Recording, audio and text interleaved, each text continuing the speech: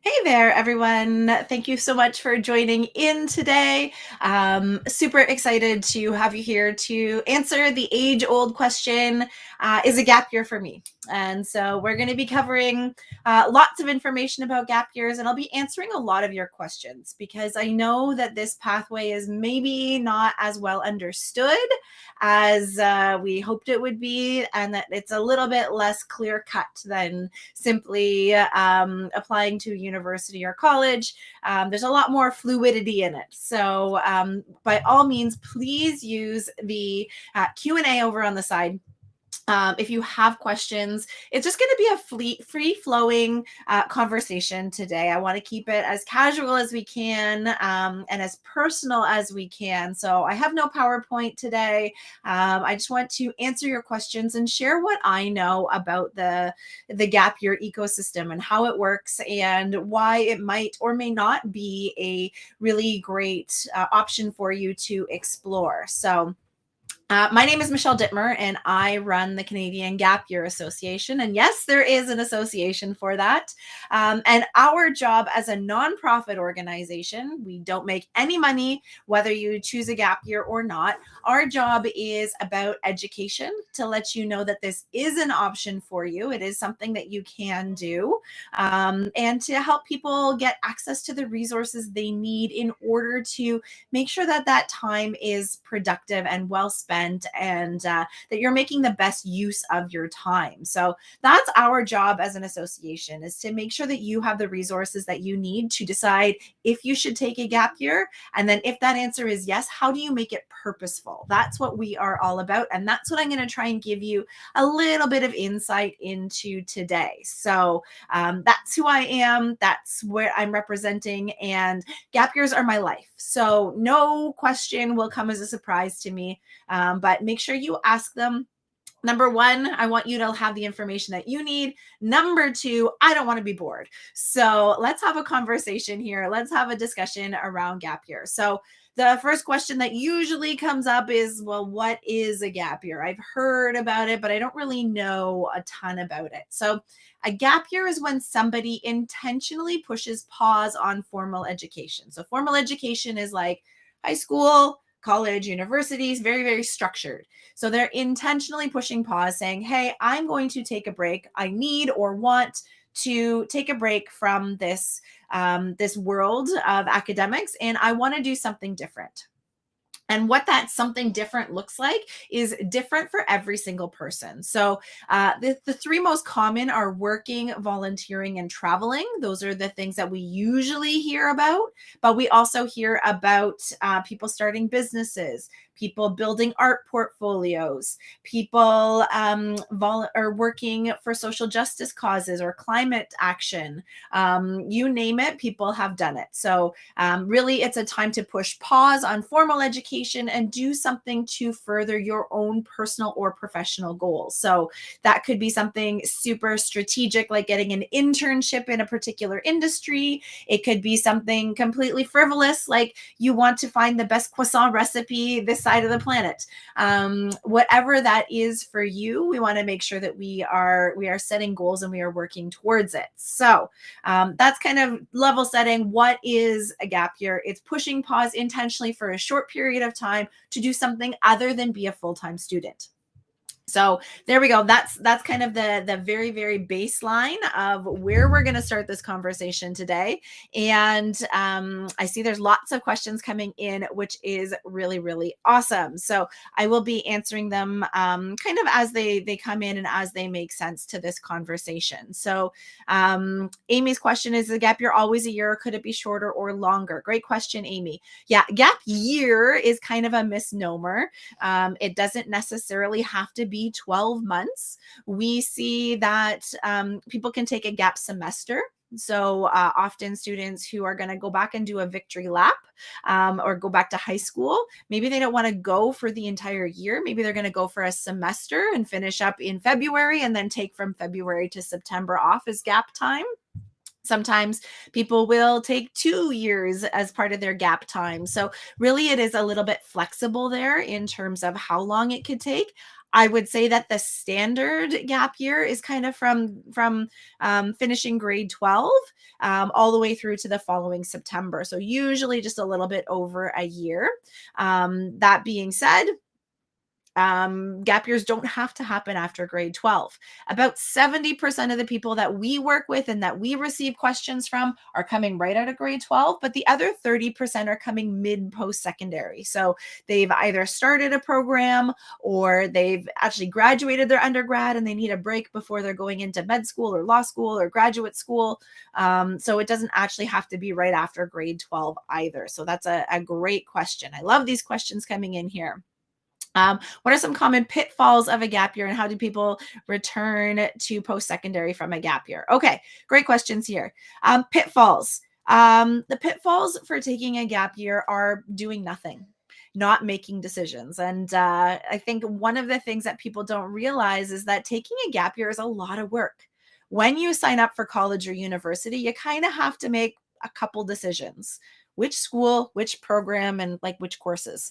And you do it once and you're kind of done with your decision making. But on a gap year, you're going to have to program yourself. You're going to have to find what are the jobs or volunteer opportunities or travel or what are the books you're going to read. What is your own curriculum? You have to write that. You have to take initiative. So the pitfall would be to actually not do anything, and that's one of the big fears of people. But doing nothing is boring. It's not fun. Nobody wants to do it. So when people choose to take a gap year, going in with a plan can be really, really helpful. So I think that that's a really, probably the biggest pitfall, I would say. And how do you return to post-secondary after your gap year? You would apply to so two things can happen. Number one, you can apply to college or university in your grade 12 year. And once you've been accepted, you can do something that's called defer your acceptance. And what that means is you get into your school of choice because you're brilliant and they want you and they need you and you're so fantastic. And so you accept. You say, yes, I would love to come to your institution, but I'm not ready for September of 2023. I would like you to hold my spot for September of 2024. So that's called applying for a deferral. Now, the university has the power to say yay or nay, up to them. Different universities have different policies. So, for example, UBC is the most liberal. If you Google deferral policy, University of British Columbia or UBC, it will come right up and it will say, if you're taking a gap year, we will defer your acceptance. Very, very open, very, very open to the idea of a gap year. Whereas the University of Ottawa will say, will only defer under extenuating circumstances. So read between the lines, probably not going to defer your acceptance. So that's one thing that you can do, and the university will actually hold your spot for you for that entire year. So you already have a guaranteed place in that program just the year later. So that's one way you could go about getting into post-secondary, applying in grade 12 and then deferring. The second way that you can do it is actually not applying in grade 12 or not accepting any of your offers and applying on your gap year. And for the most part, it is the exact same process. So you just apply in your grade 12 year, or sorry, on your gap year, and there'll probably be a question or a box to check that says, are you coming directly from grade 12? And you just click no, and they will just code you differently in the back end. So for most programs, it's not going to make a difference. Your same grade 12 marks are going to count towards your admissions just 1 year later. So your competition is going to be those who are in grade 11 this year. So that would be how you can do that. The next question over here, if I will be 17 starting out university next year, don't feel ready or mature enough, are there any repercussions to not going to university right away? The answer is no. There is. I'm going to ask you a question because this is often a big fear of a lot of people, is this fear of being behind or falling behind. And my question to you is, what is the rush? What are you racing towards? because once you graduate high school, this idea of age, it kind of disappears a little bit. Once you become a grown up, you're going to have friends who are 5 years older, 5 years younger, 3 years older, your same age. And so that idea of falling behind isn't necessarily something that's going to carry forward once you actually get into college or university. So from a repercussion standpoint, you're not penalized for taking time off. That's for sure. And you can actually build up a lot of skills, a lot of independence, a lot of maturity, like you've indicated, to be able to handle post-secondary a lot better. And the stats actually show that people who take a gap year, compared to people who didn't, have higher GPAs. They graduate their undergraduate in fewer years. They're more involved on campus, and they're more likely to get a job after they graduate their undergraduate degree. So that year of maturity can really, really help and support you a lot. So there you go. Great questions as they come in here. Will taking gap year affect my applications to universities in the future?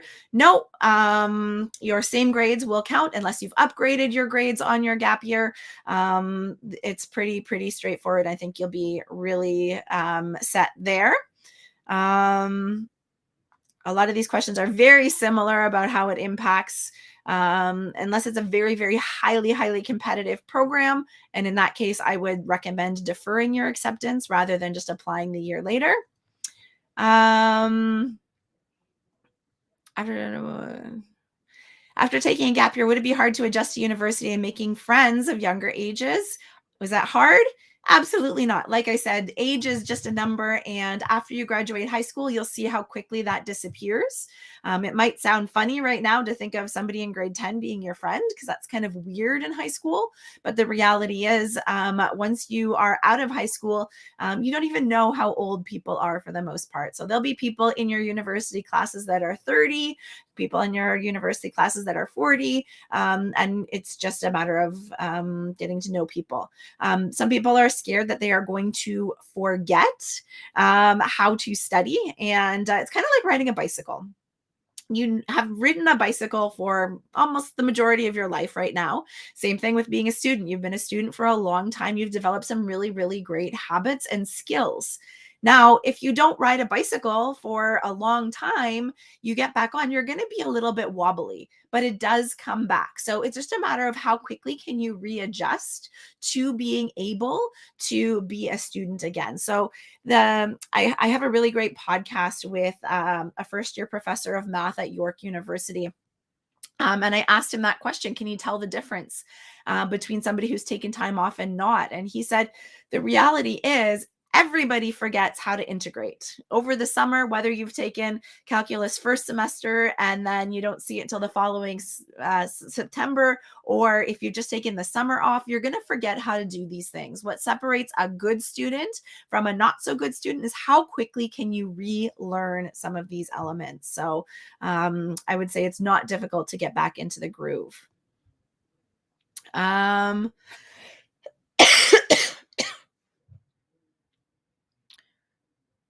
Okay, let me see here. What's the next question? How do side hustlers or entrepreneurs use a gap year? Would it be beneficial to them?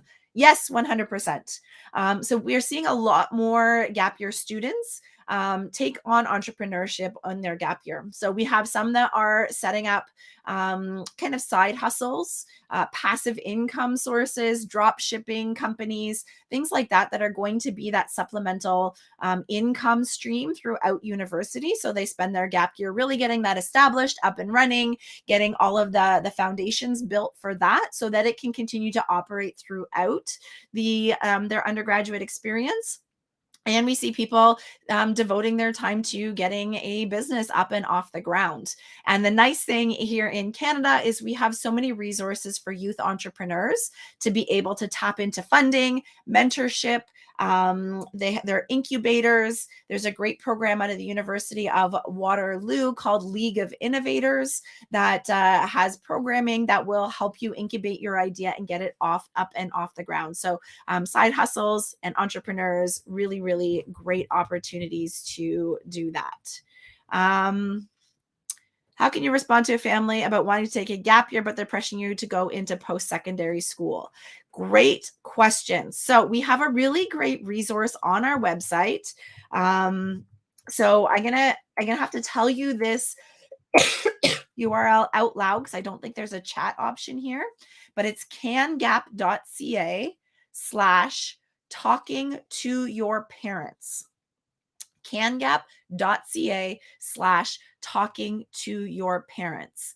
And what that is it's a free download that will help you set up your conversation with your parents. It gives you tips and tricks on how to actually have this conversation, how to set the stage, how to bring your best arguments forward, how to navigate if there are challenges in that conversation. What I can say is that you'll be surprised how supportive parents can be when you come and you share your why. So anybody can argue with a what. People have a really, really difficult time arguing with the why. So let me give you an example. If you go to your parents and say, I want to take a year off school, you're giving them the what. What do you want to do? I want to take a year off school. That's easy to say, nope, not happening. That's not what we do in this family. Not happening. That they can argue with your what. But if you approach it from your why and say, Mom and Dad, listen, I am burnt out. My mental health is suffering and I am not going to be a good student next year because I am burnt out. I need to recharge my batteries.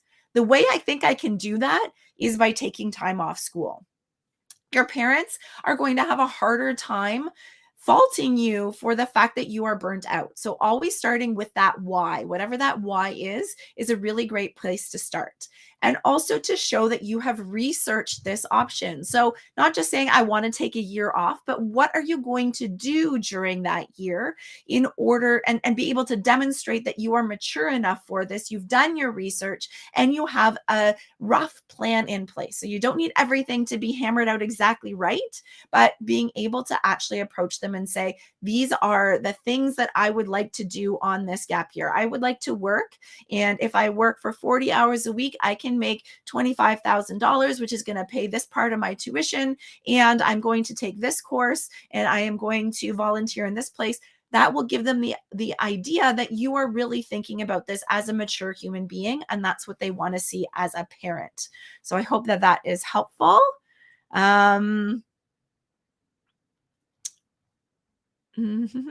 Just checking these questions here. Is there any funding for people who want to take a gap year? The answer is yes. So cangap.ca/scholarships. We offer $5,000 in scholarships for people taking a gap year every year. So that's a list to get on. There's two other ones that I know of that you should have on your radar. Number one, if you want to travel, the Youth Travel Foundation. They have a grant specifically for youth who are looking to travel. So that is an option. The other option is the RBC Future Launch Scholarship. So this is $1,500 for people to gain skills in a way other than education. So you can't use it for tuition, but you could use it to do a volunteer or service learning program abroad. You can use it to take a course in photography to upgrade your photography skills. So developing skills would be that RBC Future Launch opportunity there. So that would be something that I would suggest for you.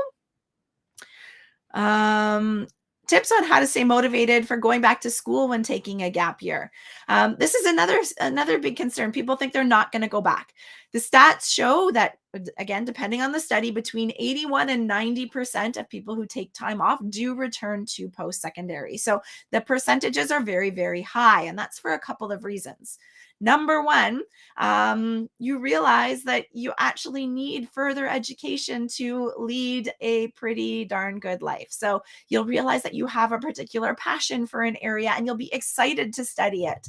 Or you'll get a job maybe that doesn't pay so great, and to progress up the financial ladder, maybe you need some additional education in order to get there. So that's usually what happens on a gap year. And taking a whole year off while you can recharge your batteries, getting back into a formal structure can feel really, really good after that. So I think that that would be what I would say on that one without getting into too too much depth there. Is taking an extra year in high school considered a gap year? No. So taking a gap year is not being a full-time student. So if you were going to upgrade one course over the course of your year, then that would be a gap year. So we're doing something other than being a student. So we're looking for other experiences. So maybe you are going to upgrade a course, but maybe you're going to do it in Switzerland, or maybe you're going to do it on a tall ship sailing across the Atlantic, or maybe you're going to be working or volunteering.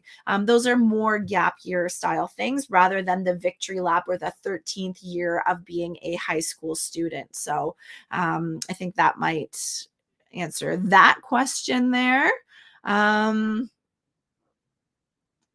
Let me see. Oh, thank you. Somebody, oh, thank you. I think Tess probably popped in that link there. How do you help a friend who's struggling with the choice between starting university and taking a gap year? Okay, great question. So we have a quiz on our website that can be really, really helpful. cangap.ca/quiz. Tess, maybe you could pop that in the questions spot there as well. This is a really great way. It's pretty basic questions, but it will help guide your thinking. Also, if you go to our website right now, we have a pop-up that comes up. It's a post-secondary decision guide, pops up on most of the pages there for you. And it's a really good kind of basic flow chart to think about that, that decision process. Now, when you are looking at deciding between a gap year and not taking a gap year, we need to compare apples to apples. So what often happens when we're making this decision is we look at school. We look at, okay, the option of going to college or university. It's very familiar, very comfortable. There's going to be classes, professors, tests, assignments, midterms, like familiar. We know about this. But then we compare it to a gap year, which is just kind of like this like big question mark or this big blank page. And we can't really make a decision when we're weighing those two things because we got apples and oranges here. We need apples to apples. So actually looking and seeing, what does this gap year contain? What am I actually going to be doing in here? Because that will allow you to make a better decision when you're weighing those two options there. Because if we're just weighing it against like nothing, of course, school looks better, but we need to know what's in here. Hey, I want to go do the 5-month Katimavik program where I volunteer in a Canadian English-speaking city and a Canadian French-speaking city with 10 other people from across the country. Like, hey, yeah, that would be a cool thing to do on my gap year. Or I'm going to work and earn X number of dollars versus going to school, and having those things really clearly laid out. Hopefully that's going to be very, very helpful for you. What can I do in a gap year to be beneficial for school applications? Great question. So that will depend. It depends on your program, because a lot of university programs, especially in undergraduate, just rely on grades. So your grades are your grades, and there's not much you can do about it unless you're going to upgrade some of your high school marks. And in that case, by all means, take a night school course, take a summer school course, whatever you want to do to upgrade those marks, that can help you get into post-secondary. If there is some sort of supplemental application or interview, your gap year can be absolutely phenomenal. If you have to have a portfolio, imagine having a whole year to work on your portfolio, whether that is for arts programs, animation programs, film programs, architecture programs, all of these particular programs that require a portfolio. We actually just released a really, really great podcast with one of the OCAD folks, talking about how to leverage your gap year to build your art portfolio. So if that's you, go to our website, check it out.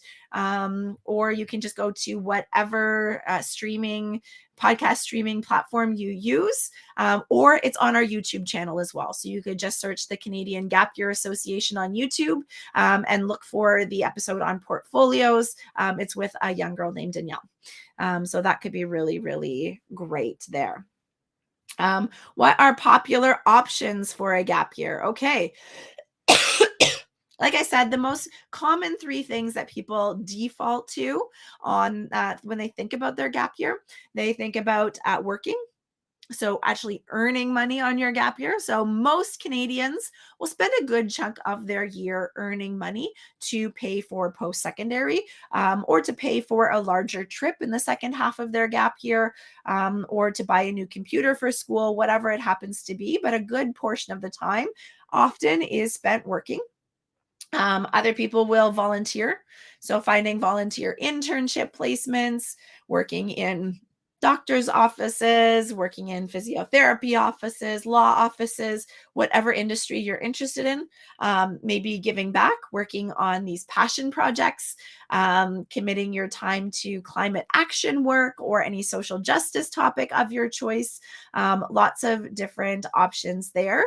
And a lot of people do travel. So this old version of what a gap year is, where you strap on a backpack and head to Europe for 12 months, is not really true that much anymore. There are some people that do that, but it's, number one, expensive.